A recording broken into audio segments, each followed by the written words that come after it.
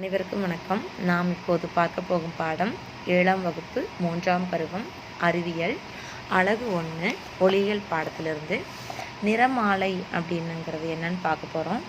அதற்கு நான் உங்களுக்கு செய்யப்பட வேண்டிய ஒரு செயல்பாடு என்னென்னா, முப்பட்டகத்தை வச்சு தான் அந்த நிறமாலையை உங்களுக்கு காமிக்க போகிறேன். அப்போ முப்பட்டகம் என்றால் என்னன்னு தெரிஞ்சுக்கணும்.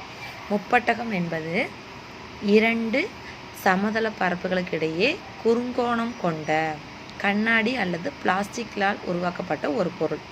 2 சமதள பரப்புகளுக்கு இடையே குறுங்கோணம் கொண்ட கண்ணாடி அல்லது பிளாஸ்டிக்லால் உருவாக்கப்பட்ட ஒரு பொருள். இப்போ இதை வச்சு நாம் எப்படி நிறமாலை உங்களுக்கு காமிக்க போகிறோம் அப்படின்னா, இந்த சமதள பரப்பின் ஒன்றின் வழியே ஒரு வெள்ளொளியை செலுத்தும் பொழுது மற்றொரு பக்கமாக அது நிறமாலைகளாக 7 வண்ணங்கள் கொண்ட நிறம் பிரிகையாக மாற்றமடையும். இப்போ வெள்ளொளி சூரிய ஒளி வெண்மை நிறமுடையது. அதில் 7 வண்ணங்களின் தொகுப்பு தான் உள்ளே அடங்கியிருக்குன்னு நம்ம படிச்சிருக்கோம்.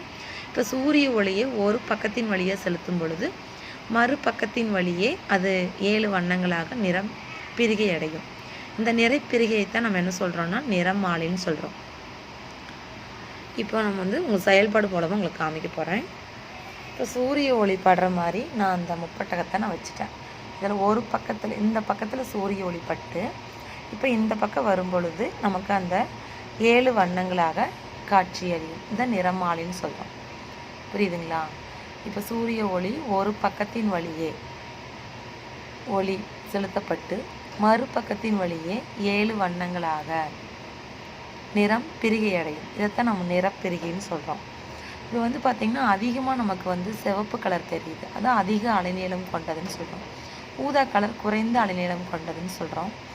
அப்போ இந்த நிறமாலைனா முப்பட்டகத்தின் வழியே சூரிய ஒளியான வெள்ளொளியை செலுத்தும் பொழுது அது மறுபக்கத்தின் வழியாக 7 வண்ணங்கள் கொண்ட நிறம் பிரிகை அடையும். இதைத்தான் நான் நிறப்பிரிகைன்னு சொல்கிறோம். அந்த வண்ணங்களின் தொகுப்பு தான் நம்ம நிறமாலைன்னு சொல்கிறோம். அப்போ நீங்கள் சொந்தமாக எழுதிடலாம் தானே, நிறமாலை என்றால் என்னென்னு எழுதிடலாம்.